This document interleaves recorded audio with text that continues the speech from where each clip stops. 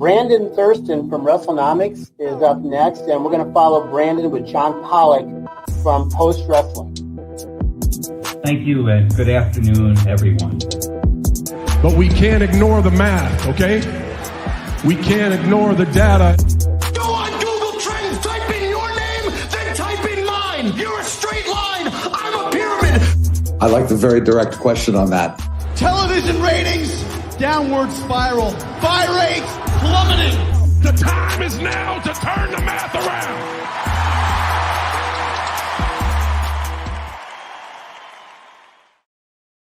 Hello, everyone. Welcome to this week's edition of Pollock and Thurston. John Pollock, Brandon Thurston, coming at you for the next hour or so as we dissect the entire pro wrestling landscape. We will figure out all of the solutions to the world's problems. All of that and more coming up on today's show. How are you, Brandon? I'm good. How are you? I'm doing well. Your country, a lot more going on in your country than ours, I feel.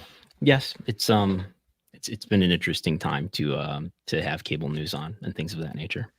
I get the sense from being an avid listener of one Brandon Thurston that you are trying very hard to have a comfortable distance from the political discourse. But in this last week, it's pulling at you. This industry that we cover is pulling you more and more towards discourse.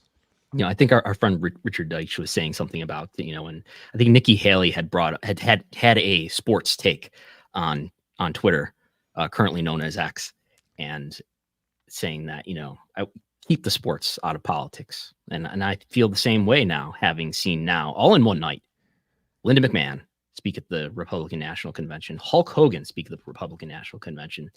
Still remains to be seen who will appear. Let's have an open mind about who might appear at the Democratic National Convention.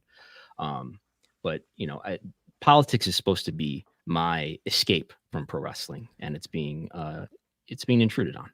It's polluting politics for you. Yes. This once clean bastion of entertainment being I work poisoned. at pro wrestling data and reporting all day.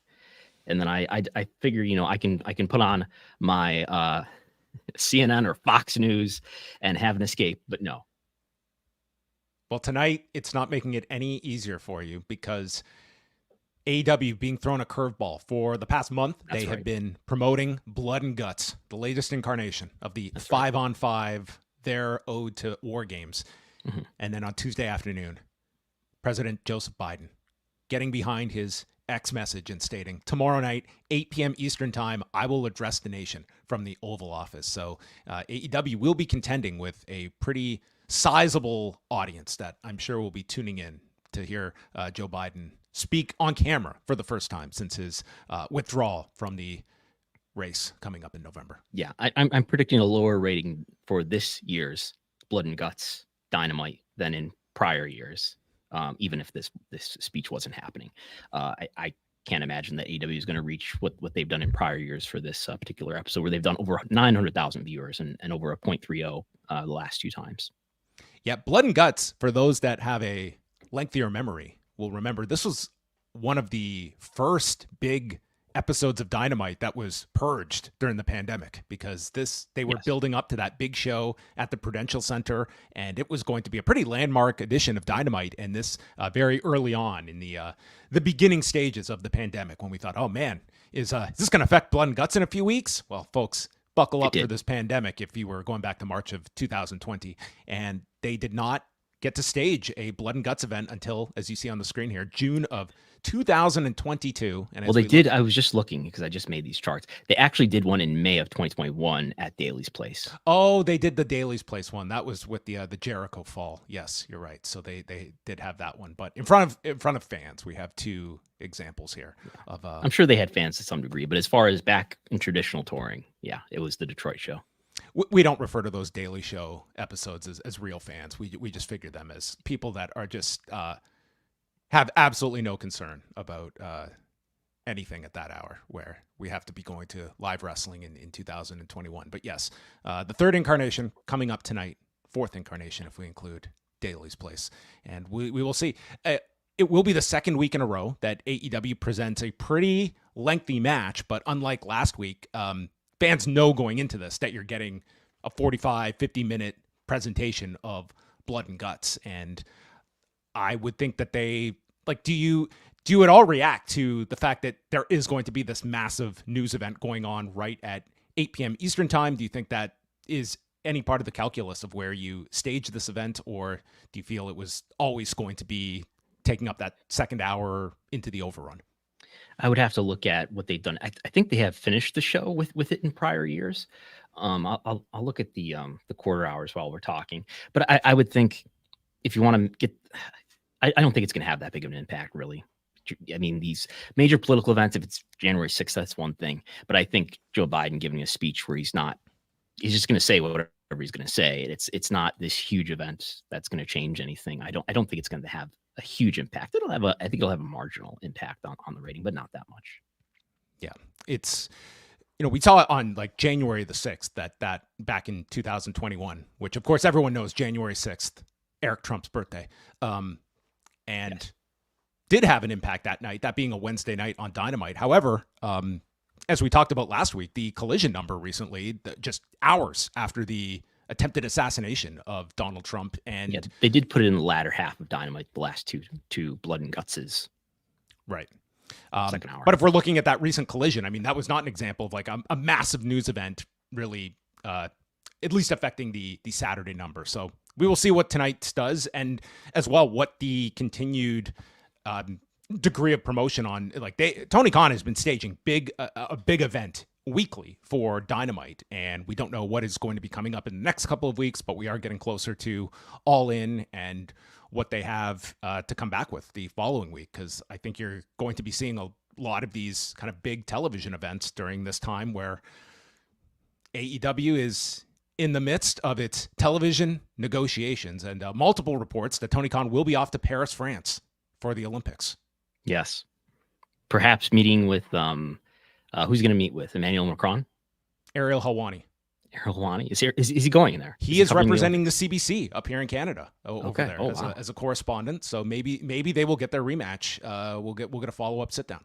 What's he covering? There's no MMA. Is he covering like the judo or something? He's covering like just regular sports and stuff like that. So it's a pretty big platform for him. Yeah. He's also he's got a pending free agency coming up, I believe. So it'll be interesting to see what his landing spot is in the world of MMA, boxing abroad. Pro wrestling. Who's his agent now? It's not Nick Khan anymore. It is not Nick Khan. I don't know who's representing him. He might be representing himself for all I know. Yes. Are you representing him? I am. Are you floating it out there Ariel that Helwani. No. when's this exclusive negotiating window end? That's a good question. I don't think there is any deal in principle though with Ariel Helwani. I think that I don't know what his exclusivity is or his representation, but we will find out. I mean, he's in France. I mean, maybe that's where you go to finalize deals. Yeah, I'm sure there was a lot of networking opportunities there.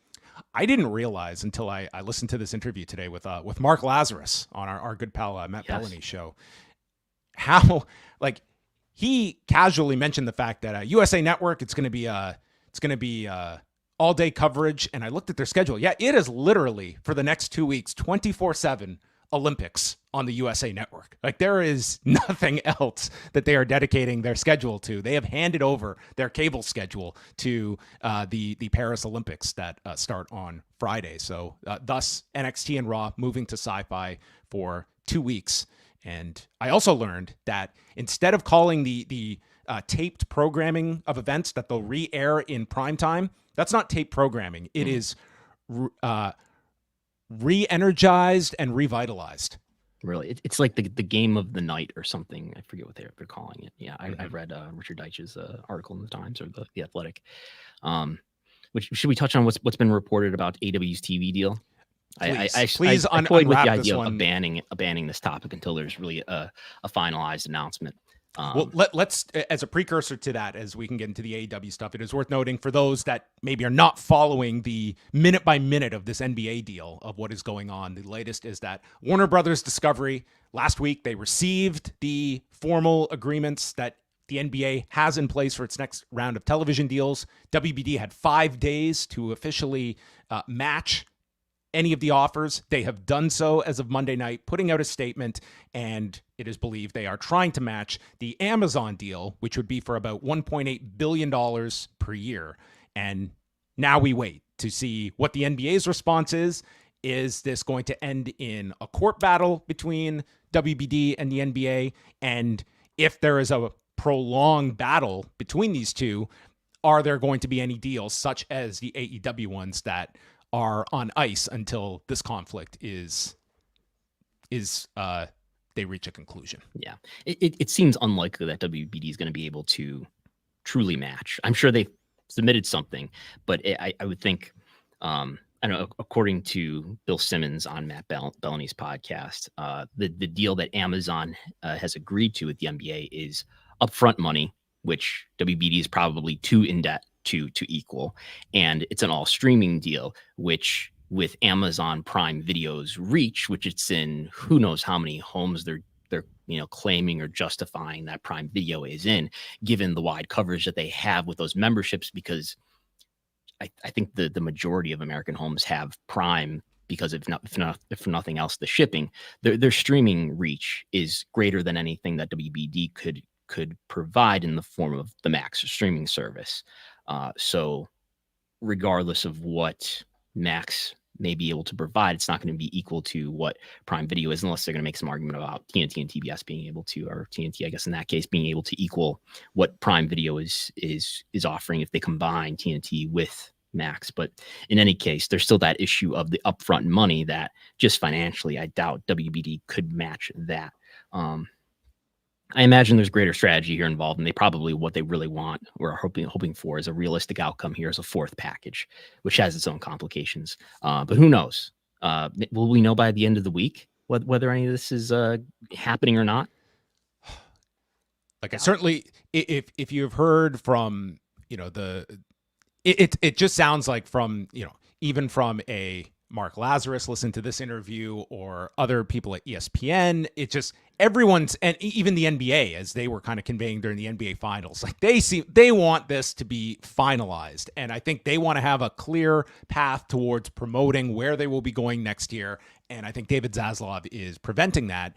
And I think David Zaslav is in this position where I think they honestly believe that they would be able to have the upper hand here and that their offer would be sufficient. And I think that they were somewhat caught off guard by the amount that was being thrown at the NBA for these various packages. And is a lot of this just for cover of stating, listen, we did everything we could to keep the NBA, because that's going to be a massive loss. This is going to be on David Zaslav's record of the executive that did lose the NBA, which 5 years from now, he might look like a genius, or it could be looked at as that was the downfall of TNT. So to answer your question, I think the NBA wants to move as quickly as possible. And the idea of a lengthy legal battle, I don't think that serves either side at this point, but that could be where this heads. Yeah. And there is a report from SE Scoops that there is a deal in principle. I don't know. I've tried to find out what's really happening, and I don't know. It could be the case. I tend to believe that, that this deal with WBD, I imagine that AEW is going to continue to have a relationship with WBD in the next cycle, but I'm sure that that there's going to be other discussions with other networks, if there are any that are interested. And we'll see what happens. And as always, the thing that's going to have the greatest bearing on the deal that AEW is going to get in terms of its values is going to be, are there other bidders, and how aggressively are those other bidders willing to bid for AEW rights? I think Fox and Amazon are the only ones I could really see as being real bidders here, strong ones with strong enough reach that it's worth AEW's while to consider some of that content as the home for over any of the WBD homes. Is it going to happen, though? I have no sense. Does anybody know? Are we in the exclusive negotiating window? I would say probably by this point. We are out of, I should say, the exclusive negotiating window at the point at which AEW could negotiate with other networks, would be my strong guess. We could ask Tony Khan. Someone could ask Tony Khan tomorrow on the conference call for the Ring of Honor show that's coming up. There is a Ring of Honor show coming up. There is, if you want to look at the AEW/ROH schedule that is coming up, beyond tonight's Blood and Guts presentation, Friday has your hour of Rampage, which is going head-to-head with the ROH pay-per-view that will be however many hours. That's it turns out to be. This is Honor Club exclusive, so they're not even restrained by pay-per-view windows. And then Saturday night, they're coming back with 3 more hours because it is Collision tacked on with Battle of the Belts. I'll say 11 that we are up to now. 11, I think is correct. Yeah. And that's a lot of hours for AEW/ROH this coming weekend. Tonnage, Yes, it is. as Brandon likes to always refer to it as. That's what you need is tonnage. Don't worry about wearing out your fans. It'll all be worth it in the end because you'll be able to say, we provide X number of hours. We provide hundreds of hours of content year round. And maybe that makes a better media deal for you in the end. To put a bow on this topic, we did just grab a clip here. This is Michael Nathanson, who is a very well-respected analyst when it comes to this area of television business. He was on with our good friend Richard Deitch, who I just ran into recently at the WWE Media Day here in Toronto. Here is a quick clip, and this kind of outlines what WBD/TNT are grappling with when it comes to the NBA. Challenge here is I think the company feels that their negotiating hand versus distributors, ex-NBA, is still quite good. They have a ton of viewing share across the cable marketplace. They own women with the Scripps content, some Discovery Network content. They own news at CNN. They have a ton of other sports. Like, their theory inside the company is like, we're not as screwed as you think. But in media, as you know, the proof is in negotiations, right? So when they go up the next year or two and have to renegotiate their contracts for carriage from the cable and satellite operators, time will tell whether or not they get rolled back. Will they get rolled back more than the price of the NBA? We don't know, but we think the risks are high just because of the rate card that Turner had was so much higher than it would have been if it was the USA Network, right? So I think Wall Street looks at this and says, look, this is a lose-lose because even though they're going to have money to spend on new content, the NBA drove their rate card high enough that if they don't have it, they're going to lose more than they save on programming costs, right? Will the UFC come onto that platform? Will that change it? I don't know. I don't have a conclusive answer for you what happens next, but I do think they're more wounded than we probably thought they would be. You know, we thought they would retain the NBA but pay up for it. You know, the package they had, we didn't think they would lose it, and now try to get in a fight about a streaming only package.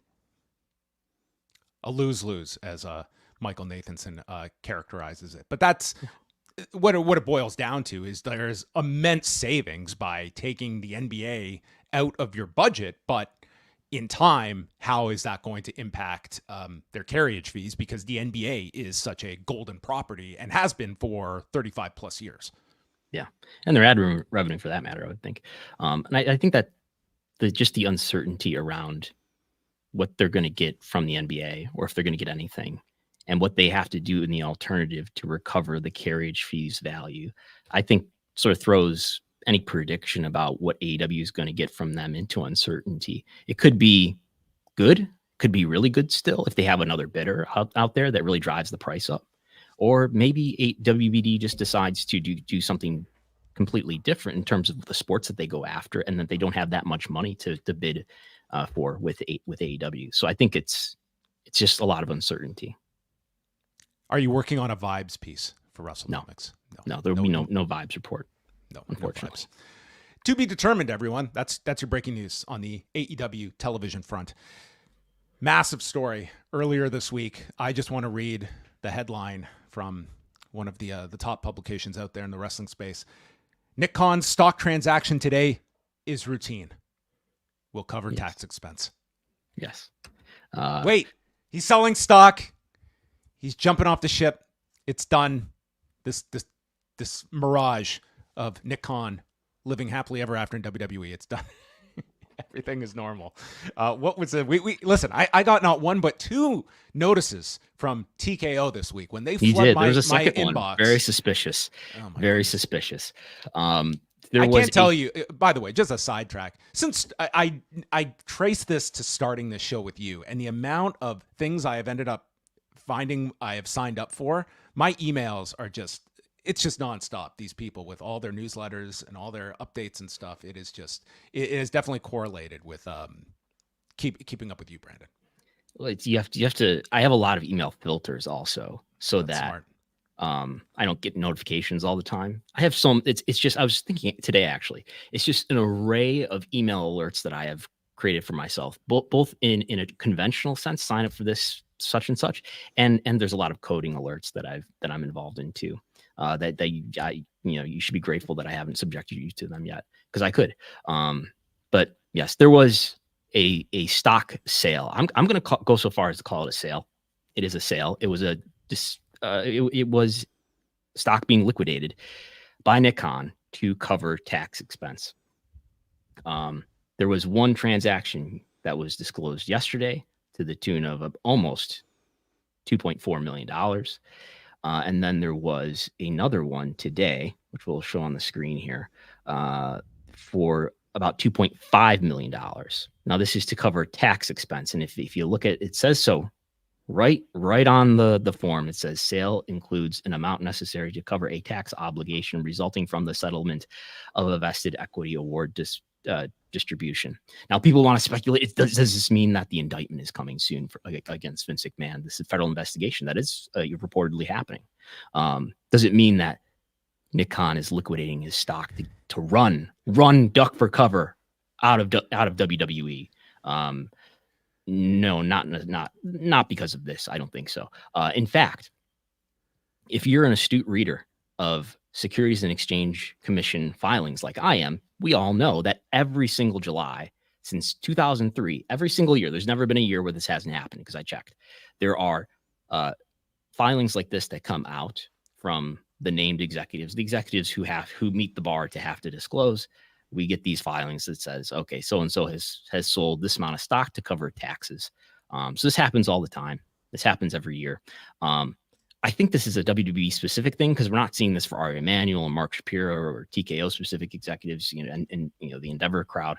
But we do see it for Nick Khan, because he is a current WWE executive. So it seems like it's a WWE specific thing that they arranged, but that's what's happening, and I don't see it as meaningful. Do you expect a Nick Khan premium live event interview with an outlet next week? We got to get our request in still. We've been slow on that. Could be. I wouldn't bet on it though. Next Wednesday, 3:30 p.m. Eastern time. We could work it in. Yes, we can. I'll move some things around. It'd be just in time. We could, discuss the TKO earnings call that had just happened. Is that next week or in 2 weeks? We're doing next week's show on Thursday. Is next week the earnings call, or is it the following week? All right, it's 2 weeks from now. It is in 2 weeks. Yes, that week of the earnings call. We will do the show on a Thursday, because they're doing an 8 a.m. call on Thursday morning. No complaints from me. I like the 8 a.m. call, much preferred rather than the end of day call that they seem to have gone into. That has been the most underreported story. The fluctuation of these earnings calls and when they stage them. Yes. But although less and less, I feel we get a whole lot out of these earnings calls. Like, I feel like we almost need there was a time that these earnings calls, I mean, that's going to cover the hour, and they're very mum on. It's just details. the bigger company you are now. It's half of a publicly traded company, and the bigger company you are now, the harder it is for there to be like interesting material information, because now it's just at a bigger scale, and WWE is a smaller part. It's half, but it's a smaller part than being the whole that it was before September 2023, before this merger happened. But we will get Mark Shapiro, so that yes. Selfishly, I always look forward to. Yeah, I doubt we're going to see Ari Emanuel again. This is the Mark Shapiro show. It has emerged. Raw on Monday night, they had a bit of a bounce back after going against the Home Run Derby last week. They did 1,793,000 viewers and a 0.58 in the 18 to 49 demographic. So back up from last week, this was a 3-week high for them, led by the CM Punk Drew McIntyre segment, which kicked off the second hour. The announcement that CM Punk was cleared. He will have his match with Drew McIntyre at SummerSlam, back in the same city where he fought Mickey Gall, where he walked out of WWE back in 2014. So that was the high point. That is the high quarter for the show. Yep. I mean, and consistent with Punk's performances and with Drew as well. So that continues to be, area of growth for them when Punk shows up. So, and he's on next week's show with Drew and Rollins in a non-wrestling segment as well. Yeah. You know what else is a big hit on Raw? Really popping the numbers here. Is the Dirty Dom and Liv Morgan storyline. Sure has nothing to do with the thumbnails, but yeah. How is it performing on YouTube in relation to others? It was the most watched clip from Raw this week on YouTube, on WWE's official channel. Okay, well, that's the digital audience is speaking, and I think our guests can also speak to the WWE's digital audience joining us. A long time coming. You know this man from his years working in WWE. He was the co-host of The Bump, as well as many of the digital properties. Now on his own, he has launched his own channel, The Wrestling Mat, that I'm sure we will be getting into. Matt Camp is here on Pollock and Thurston. Matt, it is great to have you on board. Thanks for joining us today. Thanks for your patience for waiting for me for a couple weeks. I appreciate you guys. It's nice to talk to people who are level-headed in this wrestling world. There's not a lot of us out there, I feel like. I appreciate the work that you guys put out there, because most of the time it's just clickbait stuff and old people yelling about wrestling that they don't even watch anymore. So I couldn't wait to come on with you guys today. Well, we appreciate that very much. And I mean, first of all, for you, and we will go back to kind of the WWE tenure, but for several months now, doing your own content, has there been a surprise at you at what the response has been like? And now that you are covering a more wider variety and getting that instant feedback from the audience as it might compare to your time when you were doing The Bump, for instance? It's completely different. I mean, I always tell people I was part of the show. I'm a broadcaster. I'm a broadcast journalist, the old Bobby Heenan term, but my paychecks all came from the same places as the wrestlers. My idea always, Bump, Raw Talk, SmackDown, Lowdown, I wanted to get the people I was talking to over, get the stories over, send people to the pay-per-view, send people to Raw, SmackDown. Hey, I don't know a lot about this person. Let's find that gray area and talk about that a little bit so their personalities get over a little bit more. And I've always been a wrestling fan. I always wanted that to come across when I was doing stuff. I was not a typical WWE hire. And they let me go with that. I was the wrestling nerd. I was the wrestling historian, and they leaned into that, and they appreciated that. And I certainly learned along the way, okay, this is what we're trying to get over. It might not be my cup of tea, but I used to listen and watch differently. You guys were just talking about Dom and Liv, and admittedly, not something that's really grabbing me, but it's not for me, and I understand that. I'm almost 40 years old. But I remember when Dom first came up, and I was hearing, man, he's doing so well. This is Babyface, Rey Mysterio's son. Man, he's doing great. He clicks well for us. Mandy and Otis, man, that was great for. That's what they're going to lean into. So I get that. But now I cover it, and I cover it coming out of that world for 5 years. I cover it with 30 plus years of being a wrestling fan, and I try to look at it from what does the audience want? What are they getting out of it? And the response to me, guys, this was not the plan. This was not the plan when it happened to me in February, and I didn't know where I would end up. And a couple people reached out to me and were like, hey, you want to try this out? We think you could make something of this and be a wrestling voice in that way. And I jumped on it, and I've learned a lot along the way. I've taken things I've learned from WWE about building this and my work with the social media team and people you guys don't even know about or names you don't know about, and I've tried to implement that. But it's been very fun to take all of the things of my wrestling career and now talk about them and being able to talk a lot more freely. I am always a constructive criticism person, and I will always give credit where it's due. I praise WWE a lot, even though they let me go a few months ago. I have criticized them a lot, and the comments will be, he's a shill, or he hates the place he used to work for. And the same thing with AEW in any place. I love covering it. I love what you guys do. I love the business of wrestling, and I loved analyzing that stuff. So the feedback has been really cool and fun.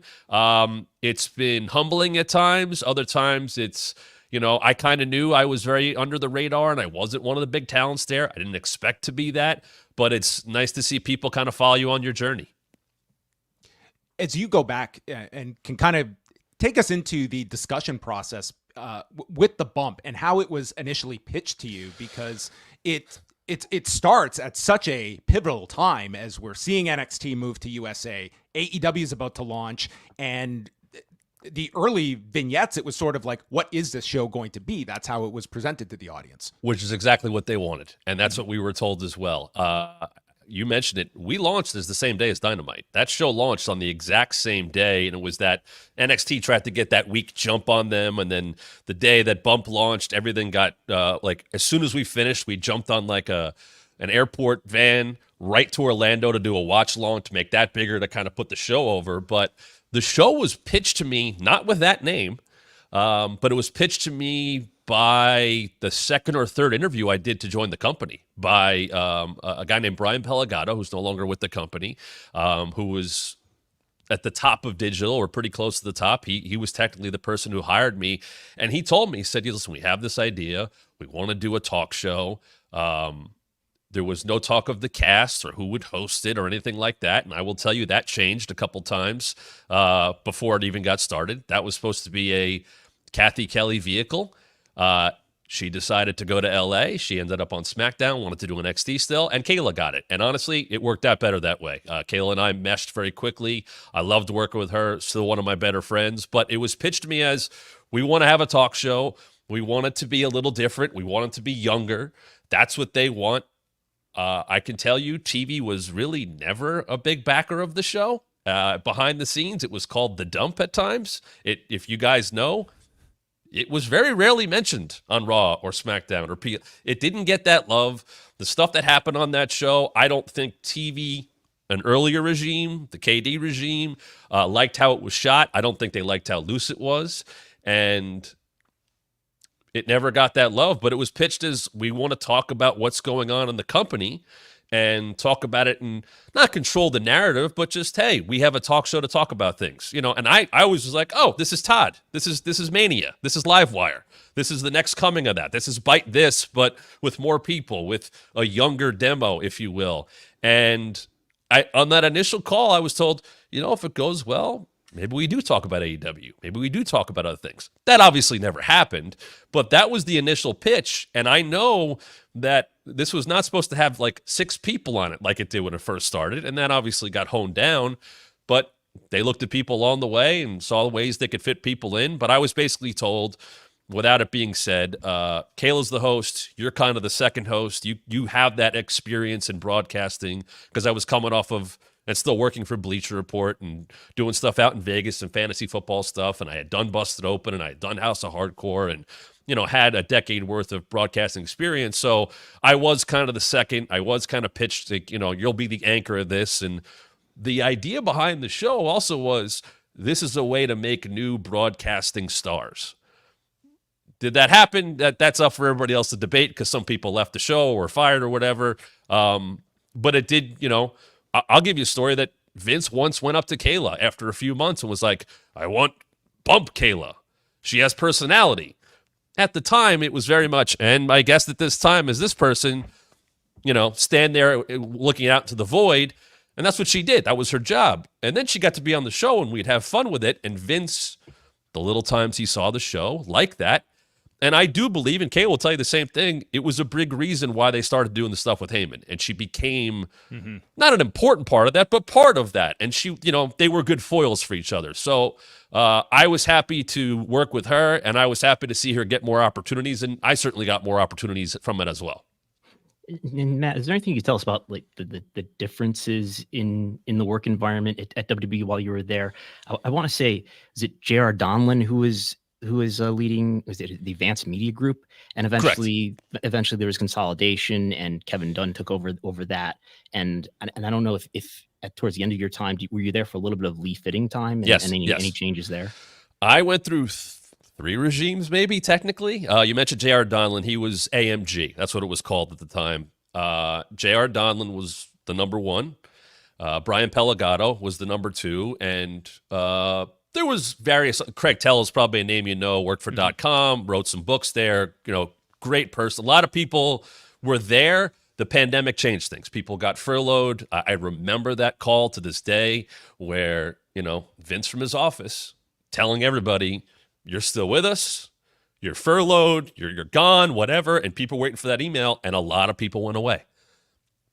And a lot of people, big names there, got furloughed, and they were like, you know what? I'm not doing this. I'm out of here. JR was a big proponent of the bump. I was a big proponent of digital. And I've said this on my show. I've said it, anybody asked. TV and digital at that time, they didn't like each other. I mean, that's just how it was. And TV is Kevin Dunn. TV was Kevin Dunn. Yeah, TV at the time was Kevin Dunn. And I understood both sides of it. You know, there were times where digital probably pushed the envelope. I was told, hey, we're going to do that.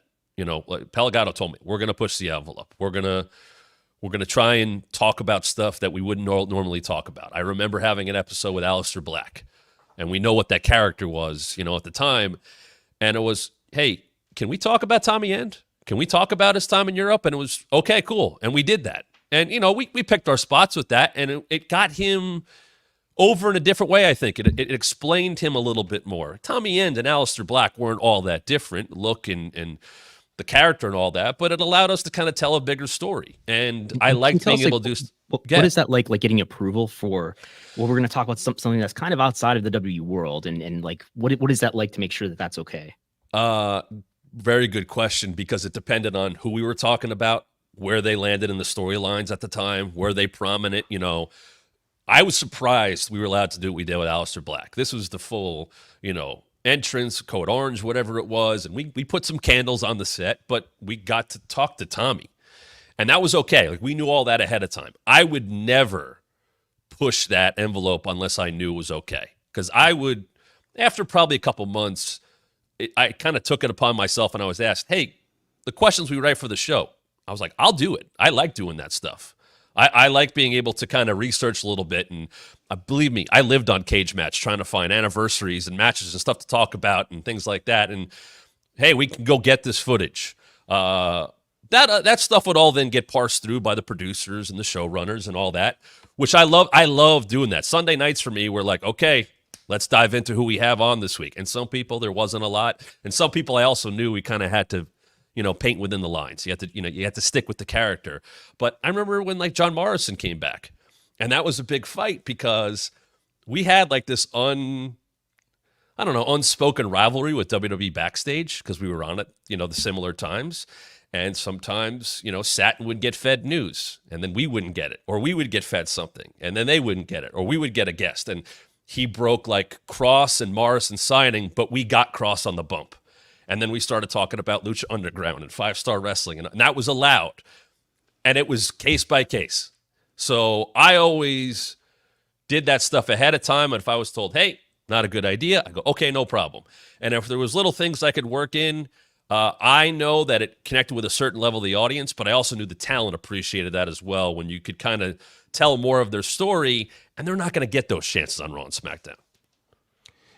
When it came to kind of like butting heads with the TV side, were there some positives in the sense that you guys could maybe sometimes be on your own island, or was there still that connection that you kind of, it seems like it was always like a balancing act that you have to kind of figure out and have that sense of knowing where the line is, but at the same time, they're not watching you like a hawk maybe. That's the key, and I think we took advantage of that a little bit. I always knew at any time somebody big could be watching.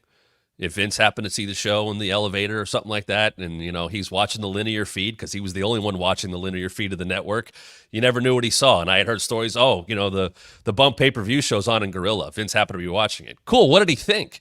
And I had heard times like he was a fan of the show, and I was like, all right, cool. Never got mentioned on television. I think, maybe 4 or 5 times. So that was frustrating to me because I was like, we're an entity. You're paying 4 to 5 of us to be on every week. You're flying talent into Stanford. Wasn't promoted. Guests weren't promoted. The show would get a little thing on the ticker on the bottom line, maybe once a month. That would go away for months at a time. So that was frustrating, but at the same time, I could probably get away with saying some more stuff. I was never going to push it that I was going to get in trouble. And I personally never did get in trouble. I think I knew enough from being a fan, from being in the industry a little bit before WWE, and just to understanding of you don't want to piss off the wrong people. And I was always cognizant of that. And we had some people on the show that said some dumb stuff, and I had to go like, hey, we've been on for 3 months. We are a blip in the history of this company. We could all get wiped away because the bump should not be something that TV has to worry about. So there was that kind of give and take of, I knew we could get away with more, but I was always bummed through the entire 5-year run that we did not get more love on television. Never made sense to me. And since you left, you've talked a little about this notion that WWE put forward with with staff and employees that, this is a family. And you talked about the big meeting that they had, I believe, with Dwayne Johnson at the headquarters. And then, shortly after you were laid off. I mean, do you think that that's this notion of family? Is that something that's internalized with a lot of people? Is that something you believed in at the time? I never believed it. And people of course took the headline of that and were like, "You're dumb for thinking it was a family." I was like, I knew it wasn't a family. I've been in businesses for years. I've had family that have worked for big sports companies, and I've also been laid off for things like that. It's a job. It's a corporation. It's a major business. It was an even bigger business when Endeavor took over, and they fired all kinds of people. And when they did the firings last November and December, I had friends that got let go. I had people that I expected to get let go, and ones that didn't. And you knew it was going to happen. I was certainly blindsided because I had worked the night before. I did the NXT kickoff show, and 12 hours later, I got an email saying, you have an HR call. And that was it. And Michael Cole was my boss for my last 2 years there. No mention of him. I got on that HR call, and they said, just so you know, this isn't performance-based. That's why your superior, Michael Cole's not here. This is some fancy name for cost-cutting measure, and that was it. But I never took it as a family, and I understood when cuts happened. I didn't always agree with them, but that's the nature of the business. So, no, it was a job. It was a job I loved, and it was a job I was happy to get. It was a dream job. I got paid to talk about wrestling. I had zero complaints in the world, whether creative was god-awful or great. What did I have to complain about talking about wrestling? So the family notion was ridiculous, and Dwayne saying that a couple weeks before I got laid off, and the fact that he showed up an hour and a half late and made all those people wait on that day, and just to shake some hands. He was so late for that. So we were waiting all day, and that actually happened to be my birthday that he showed up. Oh my gosh. He ruined my dinner. Here's your headline. He ruined my dinner, my birthday dinner. I couldn't go to Foxwoods and go eat at Hell's Kitchen. So thanks, Dwayne, for that. But no, he showed up late, and he made a special entrance through the crowd so he could shake everybody's hand, and he shook my hand, and he shook my hand as if a president would. It didn't register with him. And I said that to people. I was like, it's like the president. He just walks through, and he's shaking hands and kissing babies, and it's just the appearance. And it was, rah, rah, I'm on the board now, and it's great to be back within my WWE, all the stuff he normally says. And some people were like, yeah, I'm in the background of the picture with Nick and Triple H and Dwayne. Whatever. I mean, I know that's what it is. But some people, yes, they did consider it their family. Is it a weird adjustment for you that, I mean, you just mentioned the fact of seeing a headline that when you state something, it is going to be taken onto different sites. You go to a Forbidden Door show, and that's a news story. Is that weird for you now that you're in the sense where, what you say on your show, people are focused on, because there's always this deep curiosity about what goes on in this company? It's weird that I'm getting more headlines now than when I worked there. Yeah. And that I get far more engagement if I'm doing a Busted Open show, just because of that's how it was. There was a time Bump just stopped getting clipped out. They stopped posting about it on the main account, and that was their call, and they didn't think the manpower was worth it. And the biggest headline I made in WWE was my first month, and I was on top of Reddit when they did the Fiend and Seth match, and I was doing watch along, which was I don't know, my first thing outside of Bump, and it was my first month, and we're watching the show, and they do the the ref stoppage, and I'm on there with X-Pac, and I don't know if they're going to bring me back, but you can't do a DQ in the Hell in a Cell match. And I was like, I just used wrestling and Vince logic, which wasn't correct.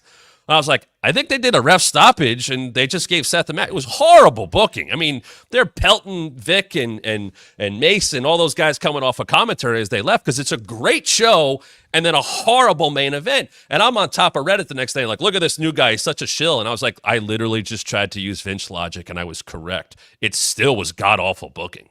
That clip was the best thing that came out of that show. I think Denise Salcedo was there. Yes, she was with Sean. Yeah, yes. And we were just and I was never, sometimes I knew stuff, but at that point, I'm there a month. I was still working for Bleacher Report on the weekends. I flew in from Vegas, went right to Sacramento.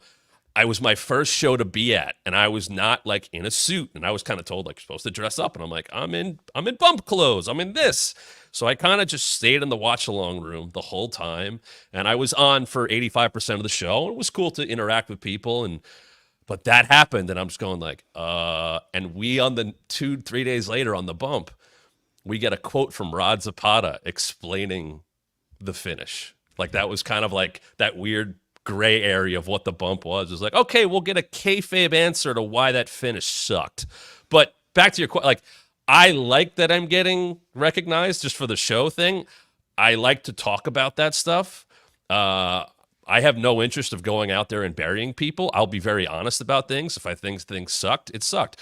It's weird that I know that Kevin Dunn liked me. It's weird that I know Vince was cool with me and was all right putting me on those shows.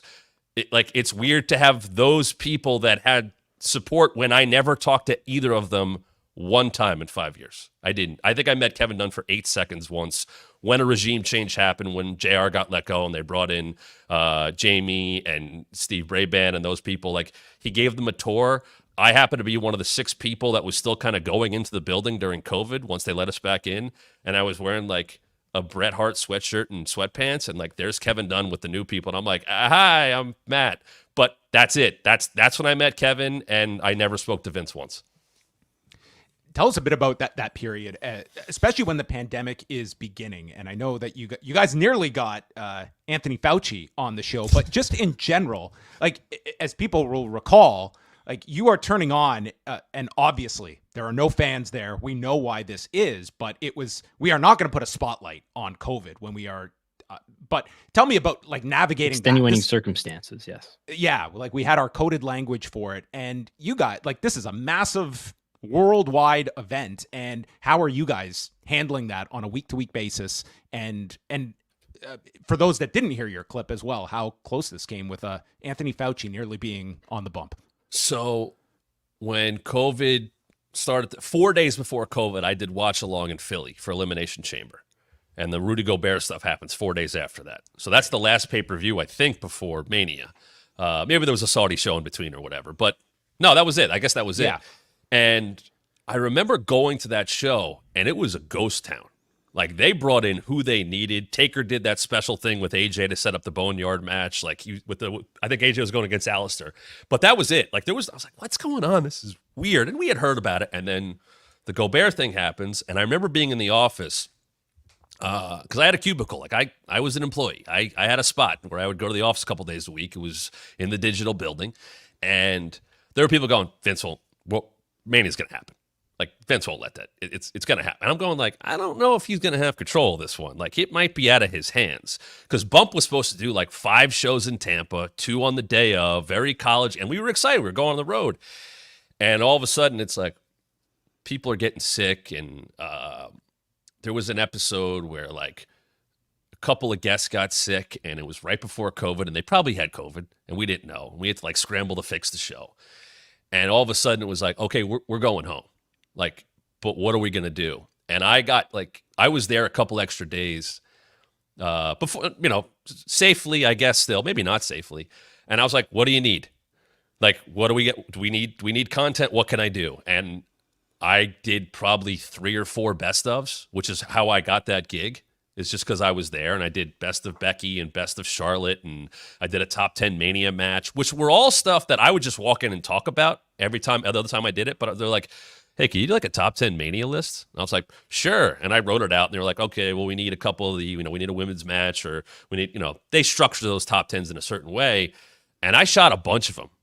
And then I was told, okay, go be safe. And I think I left on March 25th or late in March, and they used some of that stuff to put on Fox. I remember Jacob Ullman reaching out to me and being like, hey, congrats, you're going to be on FS1 tonight. And I was like, cool. And that's whatever, ESPN used Manias, and they were showing Manias and it was very much of, well, what can we do?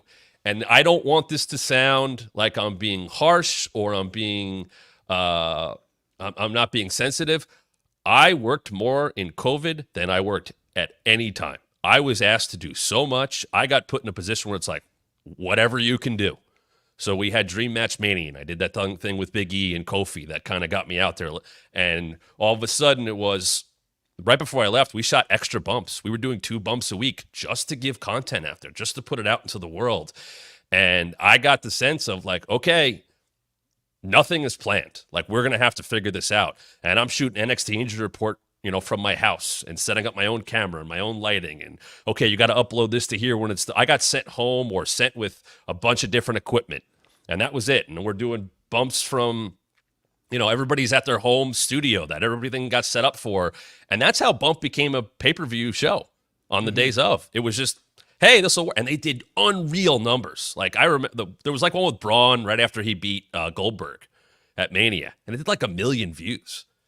And we're like, oh, there's something here. And that replaced the WWE Now that they did that live kind of show with Rome or Kathy or Kayla. And then it was just very much like, let's try stuff out. And there's Dream Match Mania. And there was like those debate shows we did. And RJ came on and Denise came on. And it was just, what can we make? And then Watch Along comes back and it just becomes Zoom Watch Along from home. And, we copied that, what's her name? Katie, she was on Fox. Katie Nolan? Katie Nolan. She did that Zoom. And they're like, well, let's do that. And it farmed out to wrestlers getting Arquette. I get Arquette, and Arquette gets RJ. And there's the Bellas, and there's Rick. We're just trying stuff. And it worked. In a way, it worked. I always appreciated whether it was safe or not, or the governor of Florida at the time was breaking rules and getting his own personal shows to get watched at the PC. I appreciated every member of the staff and the wrestlers and the PC wrestlers that had to sit in the crowd. Like, I don't know how safe that was. It probably wasn't. But you know what? It kept me employed. And I super appreciated that. And no, nobody wanted to go back and watch that stuff. But the efforts that were put in by people that basically had to start living in Florida should be applauded. Because a lot of people were forced probably into stuff that was not so safe. And, you made it work. We had to say all those things. The code of unprecedented times. And, with what's going on in the world right now. Finally, we started saying like pandemic. But I don't think KD liked that stuff. He didn't like masks. I'll tell you that. Is there like a detox you go through of like getting out like the WWE verbiage? Is there kind of a de-escalation of that for you that you come out of? Where it just becomes education classes. It's funny you say that because when Vince was gone, like when was it 2 years? I guess you guys posted just about this yesterday. Like Vince is gone 2 years ago. Yeah. For the first time, resignation. Yes. I knew I could start saying wrestling, or at least just try it. I just was like, I'm going to say wrestling. I'm going to say pro wrestling. And I think a couple months it was like, there was like a note. And it was like, we're still sports entertainment. Let's not forget that. And it wasn't like it was just like, all right, I definitely was like, all right, I can probably say a little bit more now. I said superstars on my show today. And I was like, well, I guess they are. I mean, PLE stuck in my head. And I tried to be like, can I make PLE a thing? Well, it's a premium live event. We don't call them PPVs. And I was like, yeah, but PLE sounds good. It's quicker. It's like, and that's what they are. But no, I think I always kind of I said superstars here and there. I mean, once Vince was gone the second time, that stuff kind of was like, nobody was like, you didn't say it right. Or, you didn't say that. There were weird things like that though. Like when Roman's reign, and they were talking about the numbers, I was told, don't talk about the other ones with numbers. It's like, Gunther had his big reign, and Bianca don't bring up the numbers, only Roman's numbers. And I was like, why? Like, they're all great numbers. They're all, and now that was a Vince thing. And like when Vince came back, I knew when Vince came back when Brock and Omos became a thing.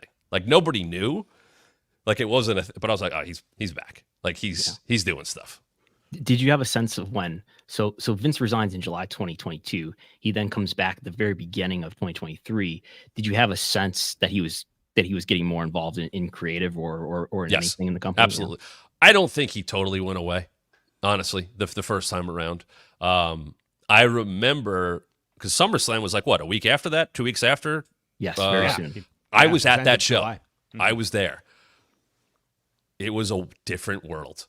It was a different atmosphere. Nobody was walking on eggshells. And I'm not saying it was like that all the time, but it just felt looser. And Stephanie's there. And you could see her face. And, Hunter's running the show. And it just felt like everybody was there to have a good time. It didn't feel like there was that same kind of pressure. And there wasn't, they stuck to the game plan that night. It wasn't getting rewritten or changed or things like that. And I remember being out there. And I didn't know about Damage Control.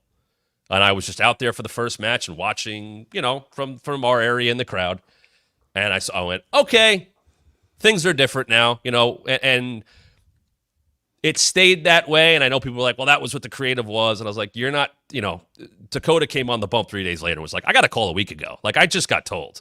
So Hunter had stuff that he wanted to do. I think he fell in line for a bit. I think Vince still had people's ears. I still think Vince had backers when he retired. And that certainly did continue. And everything that came of that. And but when he was gone, you knew it. But the Brock Omos match is the most, like, that's Vince. And I don't think it was even a bad idea, but it was the most, like, that's clearly Vince. Like, that's not something that Paul was going to put on the card.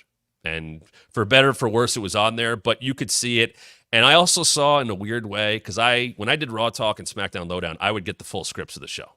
I had every bit of Raw Talk, Raw and SmackDown, because we were trying to prepare for what we're going to talk about and things like that. And I could see, like, here's what Cole's going to say. And all of a sudden, there was a uptick in nicknames. Big Bronson Reed and the badass. And I was like, oh, that's Vince stuff. The whatever Pete, the mangy mutt Pete Dunne. Like, all of a sudden, that stuff getting worked back in. I was like, okay, Vince he's clearly putting eyes on this and sending notes. I don't think he was Do you writing remember the timing scripts. of that? Is that after he forces his way back in, or is that he's back? He's back. Okay. Yes. So it's leading into Mania, and I think probably around that area. But I remember and I had heard, like, he's not writing the shows, but he's getting a pass through. Like, it's passing through him once they're done. And I will tell you this: when Paul had full control, whether it be right after that SummerSlam time or then when Vince was 6 scripts went down to 2 or 3. And there were never massive changes. Under Vince, matches would go away, full stuff, totally changed. And I don't know if you're a talent how you handle that. Because I got the full script. They're getting like a piece. They're getting what you're doing tonight. And it's going from, well, we rehearsed this match to now it's an in-ring. Or now it's a backstage. That's no way to work. And I don't know what the point of that stuff was. Because you're writing that show 3 or 4 days prior. And you're going through, all those talks of those meetings going on. I was never in them, thank God. But I had heard those stories of, well, Raw was written on Friday and it changed by Monday. It's like, what the hell were you doing on Friday? Why are you staying up till hours? That stuff never made sense. And I think now people have an idea what they're going to do. Whether it's good or bad, at least they know. And that's going to put on better performances. Did you sense from colleagues of yours just an overall vibe in the company that, especially the first time around that Vince is leaving, that there was a mindset of Vince leaving was going to have a negative impact on the product? Or was there enough of a kind of groundswell that people were ready for a fresh take on from the top down of how this is to be run? Was there a divide there on Vince leaving and whether it was going to be good for the product, good for morale, or the opposite? I think people were happy. I think people were definitely happy. I was happy because there's times and I know the Thunderdome was tough, but there's some awful creative there. That was the toughest part of the job. If the show sucked and me having to sell that stuff, I mean, that was tough. And look, the pandemic, I don't even want to count because stuff was trying. But like, I saw it the other day. I was like, remember when they used to do 2 out of 3 falls matches because Vince didn't like the commercial break? Like, just random stuff, just throwing it against the wall. Or, hey, let's do Woods and Bobby Lashley in Hell in a Cell. Why? Are we trying to win? Those ratings and stuff like that, rating stunts. And I have to say, it doesn't feel like they worry about that stuff as much anymore. They might load up NXT to beat AEW once in a while, that's their own, PR type of thing to do. But, Vince would just throw that stuff out there. And, I was excited when he was gone because a lot of stuff was bad. And I heard enough stories of, I don't know what's going to happen. And we'll see. There's a lot of that. It was just, you didn't need to be left in the dark as much. And I had heard, and I guess this is out there, and I'm sure you guys have talked about it in the past, when that company went public, Vince's mindset completely changed. I had been told that from very high up people that had worked there for a long time. That's when he felt like, I have to control things. The company's public. There are shareholders that need to be taken care of. I have to micromanage everything. And people said it wasn't like that before that. And that's October 99 they go public. Right. That's when it was like, no, I gotta take full reins of this. So I do think there's something to the fact that timeline, especially, like when Austin they don't mention the fact that he's retiring, right? He just has the match with Rock, and they don't call it retirement. And I think he talked about it, or so talked about that it's, they didn't want to mess with the stock price. And that leads into the invasion and all that stuff. And it kind of makes sense where it's like, oh, that all sucked because Vince didn't want to hear from anybody else. WCW's below us. And he's going to take it. Gone were the days of Pat and Bruce sitting at the pool with Vince. Like, of all the people, and there's a lot of smart people on that writing staff, it still came down to Vince. You were writing for Vince. That's not the case anymore. And I think now stuff doesn't get overlooked. I think I saw it my last year or so there. If something's on the show, it's on the show for a reason. You didn't have people just sitting around and catering. You didn't have a lot of random matches. It feels like everything is at least going somewhere. Whether it's going to work or not, they stuck to it. If Natty and Tegan Knox are going to be a tag team, I don't know if it's going to get over, but we're going to stick with it for a month at least. That wasn't Vince, and that stuff drove people nuts. And I think that you even go further down the line about this company going public, and I think this kind of gets lost along the way, is that if this is not a public company, the Wall Street Journal is not looking into this story. Like, this was at its core, it's a case about sexual misconduct and NDAs, but it was the misappropriation of funds that allowed a Wall Street Journal to fall under their beat. And if this is not a public company, there's a very good chance Vince McMahon is in his position and he's fighting this suit from within and doesn't have shareholders to answer to. I almost compared it to Daniel Snyder when he wouldn't change the name of the Redskins, and then all of a sudden, FedEx is going to pull out or whatever. Now the money's going away, and I remember that. I guess it was it January, Brandon? Is that when this came out? The suit, the suit, January 25th. Yep. Okay, so that was a SmackDown night. Because I remember it was maybe an hour before SmackDown or whatever, and he resigns during SmackDown. During SmackDown, it was during an LWO match. It was like it was the day before, I think. Okay, so day before, but I remember it was like 8:20. We got the note, and I remember sitting there Friday night. I would get to the studio around 7:00. SmackDown goes at 8. We're gonna watch a show together, and what we're gonna do. And I'm sitting in the kitchen. We're all just talking about it, and I said, and people were mad. Like, that's gross. I can't believe I work for that guy. And I think people, not that they knew, but I don't think anybody was like, Vince is a great guy and what a stand-up human being. Like, you knew who you were working for. But for it to come out in such detail, and then it's like, okay, so this guy's still here? Like, what? And I said, if there's any threat of sponsors, he's gone. No one will let that happen. And what was it, Snickers or whatever? Slim Jim. There you go. They were like, nah. And I was like, that's it. And it was like, when are they going to drop this? And I think like Carlito or LWO were in the ring, and like we got the email. And I think it came out as a press release at the same time. It was like, he's done. And it came from Nick. And I was like, okay, that's it. Like, I knew that was it. And here we are, today. And it never felt like when Endeavor took over and there was a town hall meeting and Mark Shapiro was there. And Mark Shapiro, right before, I could say this now, I don't give a crap, because I was, he said he's about to walk out. And in the new building, I guess you guys have maybe seen some of there's like a Titantron in the main area of the new building. It looks like the old Raw set. There's a big Tron, and there's an entrance. Like, there's a gorilla behind there. Legit. There's an actual gorilla there for whatever, because they were filming stuff because Vince wanted a gorilla there. So there's this big, here's the Endeavor announcement, and Shapiro's there, and Ari Emanuel's there, and Vince and Nick's there up front, and Hunter's there, and whatever maybe Brad Blum was there up front, and Shapiro comes out, and he's like, I've just been told about the wrestling trades, and I guess some of the things leak in there, and stuff had always gotten out from these meetings, and he's like, I'm willing to be open. It was a town hall. It was, he's like, we've done these at ESPN before. So, I'm willing to be open there, but if anything gets out, I won't be doing that anymore. And for whatever reason, nothing got out from that meeting other than Vince's appearance, which was Shapiro's out first. Nick does this big intro for Vince. Vince comes out and he's asking for applause. Like, he's like, come on, I'm Vince Mc. Like, I was like, you're not on TV right now, dude. Like, we all work for, and he's asking for it. and he asks for more, and he gets on the mic, and I was like, am I watching Raw from 20 years ago in front of my face, right? Like, it was so weird. And it's this rambling speech. And, he came out with a cane, which I was kind of surprised, like that he wanted to be, that was when you saw him get in the ring in those Thunderdome things, you never saw him get in the ring. And that was said, do not shoot Vince getting into the ring because you don't want to show Vince weak. That kind of, I was like, all right, whatever. He's the boss. But he then introduces his boss, Ari Emanuel, and Ari is kind of like taken aback. And I think both him and Shapiro were like, I didn't know this thing was getting shot.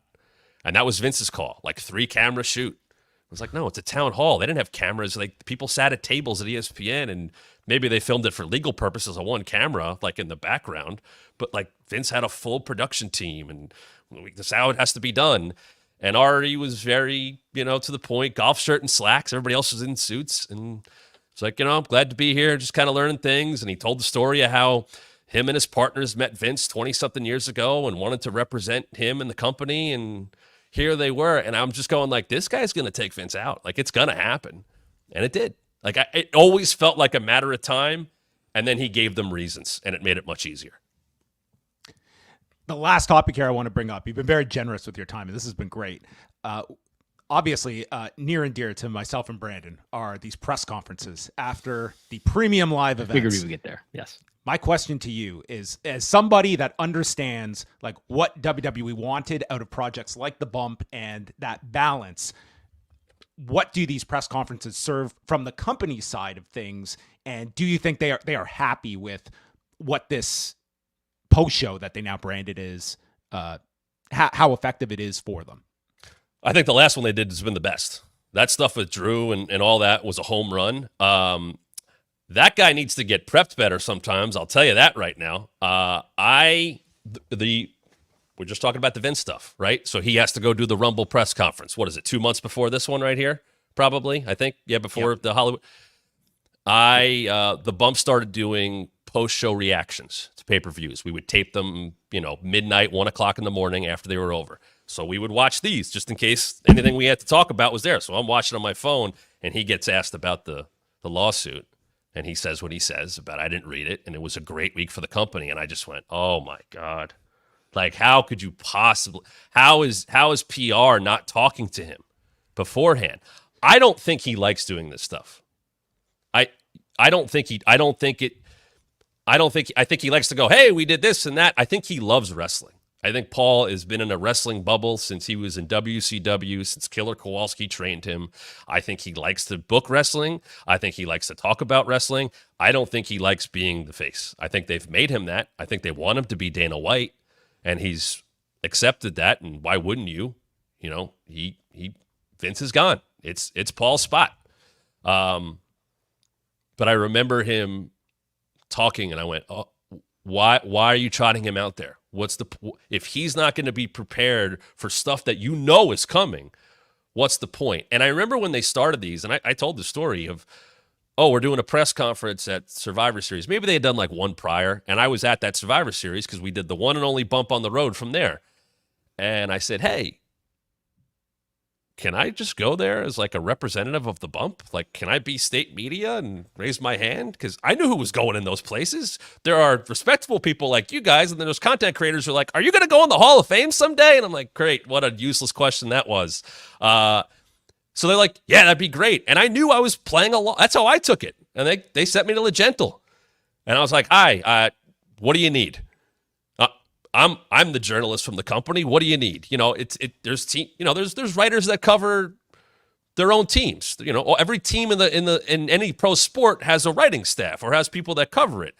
That's what I was. I was like, okay, I'm going to go ask some kayfabe questions, some not. And they knew, well, he's reliable. He's not going to say anything we're worried about. He's going to play. And that's what I did because I worked there. Were they giving you questions? No. Questions to ask you?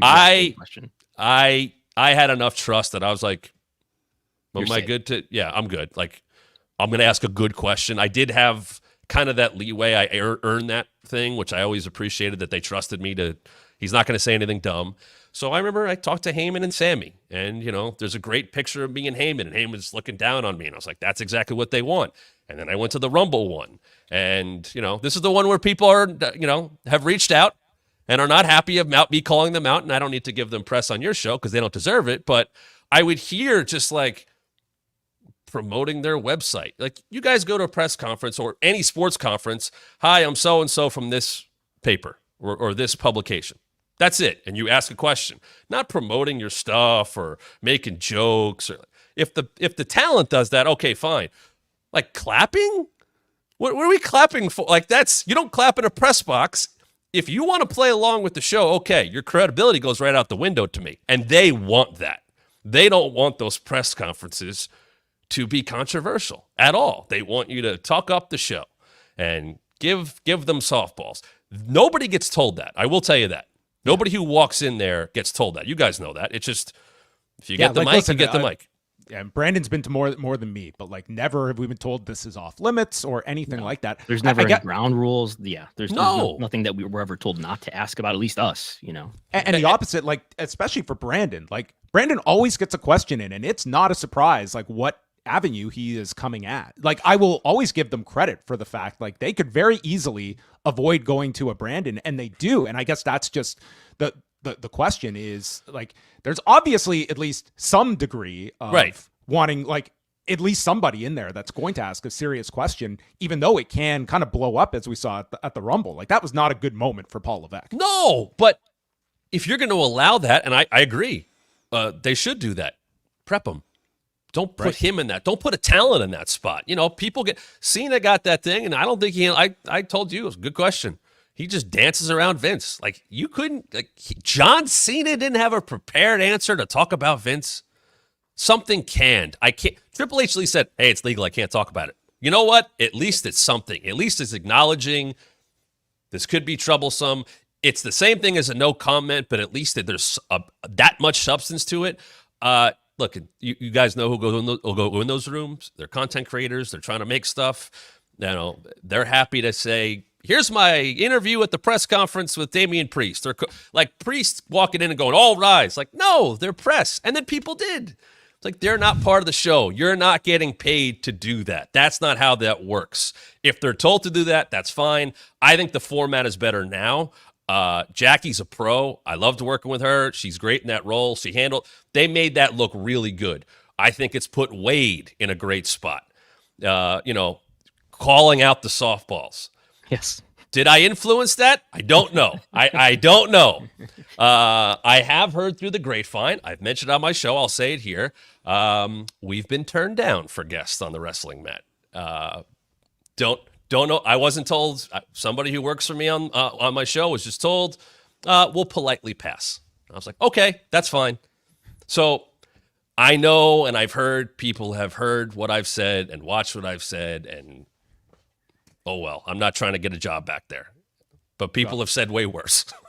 I will say on the press conference front, the person that continually has impressed me in that role is Shawn Michaels. I think he's been very good in that similar role on these NXT calls. And he was a contrast because days after the Paul Levesque disaster at the Rumble, like, he was asked some pretty intense questions. And I thought he, for a representative of the company that can always just listen, that's above my pay grade, like, he does have that out. He comes across a lot more genuine and, as transparent as someone is going to be in that role. I have had nothing but good experiences with Shawn. Like, and everybody knows of what he was, and he's talked about that. He is so willing to play along with everything, doing a TikTok with Jordan and Sexy Red and all, like kind of make him to be like the old dad of NXT. And anytime he did stuff for the bump and was like, I think he's very appreciative of the role and that he lasted. Hunter has his heart issue. Shawn gets NXT and followed what they wanted. And he's continued to do that. I remember before I worked there, during that, when Paul used to do those NXT media calls, man, he got hit with some, he would evade the dream stuff, or he would talk and he would say some dumb stuff that it's like, dude, you're digging your own grave here for no reason. I truly don't believe he liked doing that. I think Shawn is like, hey, This is what the role is. I'll take it on. I think Sean, much like Hunter, has a wrestling brain. You hear all the click stories, and as much as they might have been a pain in the butt to people, they drove in the cars and talked wrestling. I still think that's what Sean does, and I still think that's what he teaches, but he's pretty good at it, and I think he's appreciative of the role, and I think he embraces it. And, I remember I was in Miami for the Super Bowl a few years back. I told the story recently on my show, and we were trying to get Gronk. That was what I was told from Entertainment Relations, trying to get Gronk to be part of Mania. And then he co-hosted at the PC, or hosted. So we go to his party, and we had gone to something, we were following him around, and Mojo was there, and Hunter and Steph go there, and they spend $10,000 on a table, a bottle service. Hunter doesn't drink, and I don't think Stephanie was going to drink in public or whatever. And, just to, pump the tires of Gronkowski. They go to the party, and, I'm with a producer, and we had interviewed Steph and Gronk and Triple H and all these people. And Belichick walks in, and I happen to be the only one that caught it, and it was like all over Bleacher Report and stuff like that. And we get told to come in. Nikki Samponio, who used to run social, works with John Cena now. It's like, come in. Like, we're not going to shoot anything necessarily. And they get that picture with Gronk and his girlfriend and Mojo and Belichick and Triple H. It's this weird, like, I don't know, fever dream of a picture, and it's at Gronk's party, and they buy the drink service for $10,000, and they're there for 15 minutes and they're done. Like, Paul could not wait to get out of there. It was not his scene at all, and he was on a little bit of a raised platform, and people are like, oh, Triple H, and there it is. I'm like off to the side of this, and Belichick walks. It was so like Bill Belichick in the 24/7 title is just, that's wrestling Mad Libs to me right there. Like, that you couldn't, what? And it worked. And I got told after, like, oh, I think that went great. Like, I think we might have him. And then Gronk did it. And by the way, Gronk was awesome. I interviewed him. Everybody who worked with him said he was great. He was willing to do stuff, 24/7 title, all that. He got it, and he fit perfectly. But that was one of those things that I'm like, okay. And I had worked there for 4 or 5 months at the time, and I got sent because I had done football. I was like, okay, this is what this is. And I was told, like, let's get Gronk. I was like, all right, let's go get Gronk. And I'll do whatever I need to do to get out of the way. And I just watched Stephanie and Hunter. Like, I said hi to them for a second, and they were just like, when can we get out of here? But we have to stand here and be representative of the company. And then they were gone, and no one touched the bottle service. Oh, wait, no. Charlie Caruso did, because she was there at the party, and then she went and drank their stuff. And we're like, maybe not the best idea. See you later. Well, there you go. Charlie Caruso. Now of Power Slap, which you can see her on, among other properties that she is attached with. But Matt, we want to very much thank you for jumping on with us, and do give our viewers out there a chance to plug your stuff that's going on with the Wrestling Mat. You're doing great content out there, and if you enjoyed these stories, plenty more here over at the Wrestling Mat. TheWrestlingMatchShow.com. You can subscribe. We have memberships now starting at $2.99. You can watch SummerSlam with me next week, but it's reviewing the shows. I don't touch everything on the shows because some stuff I'm like, I don't really care about this. And sometimes I plan to talk about stories of my wrestling past in WWE, and sometimes shows like yesterday, for some reason, my mind got jogged about when I found out Punk was going to be on WWE Backstage, and I knew before a lot of people, and I just started telling that story for 40 minutes. So I like to go on tangents, and anything you miss, we got shorts and videos. You can follow our social at WrestlingMat23, and weekdays, we are live 1 o'clock every single weekday, and I am enjoying talking all things wrestling. All things wrestling was always in my brain, even when I worked there. I was always watching everything, and now I get to talk about it all the time. So thanks a lot, guys. Well, thanks for coming on. I hope we can do this again sometime. And if you're at any upcoming pay-per-views, I'm sure it will be covered in the wrestling media. Matt Camp's wrestling itinerary of when he is backstage or attending a show. I might not be in a press conference for WWE, but if I'm at anything else, yeah, you can say hi too. It's okay. I'm not trying to hide, but yeah, if you want to put me in a headline, just link back to the show, please. You guys are great with that. That's all I ask. Thanks so much, Matt. This was great. Thank you. Thanks, guys. All right, everyone. Matt Camp joining us. I feel we just scratched the surface there of like stories you can get there in WWE. So he was there for like some very, like when you look back at it, like this period of time, like from the pandemic to all the stuff with Vince McMahon, to be in the midst of everything that's going on. And, Matt has a pretty good head on his shoulders that I think figures, understands kind of what the larger picture is at play. It's really interesting to get his perspective. They apparently didn't sign him to an NDA. That's true. That was true. No NDA for Matt Camp. Well, there you go, everybody. We're gonna call it a show at this point. Brandon is gonna be back as always Sunday with Wrestlenomics Radio. So go check that out. 11 a.m. Eastern time. Yes. This coming Sunday, you will be live. Patreon.com/Wrestlenomics. Yes. Tonight, after the presidential address, after Blood and Guts, I will be recapping the AEW portion, at least, with Andrew Thompson, who is in for Wei Ting tonight. So you can tune in tonight here on the Post Wrestling YouTube channel. And then we have all of our regular shows coming up in the next couple of days, including all of our G1 coverage that can be found at postwrestlingcafe.com on our Patreon. And that's going to wrap it up. Anything that's in the pipeline for you, Brandon, that you're working on? A lot of quarter-hour reports went out today. So those are all out there through SmackDown, Rampage, Collision, Raw. Those are all available right now on the Patreon. All right, there you go. The answer to who's a draw always can be who's a draw at patreon.com. Interpret for yourself. Yes. But always remember the ad breaks. Okay. Always put that caveat in there. They're called out for sure. You'll notice them. All right. That's going to wrap things up. Thanks to everybody. Thank you to Matt Camp for joining us, and we'll speak with you next week. Same time, same place, same channel.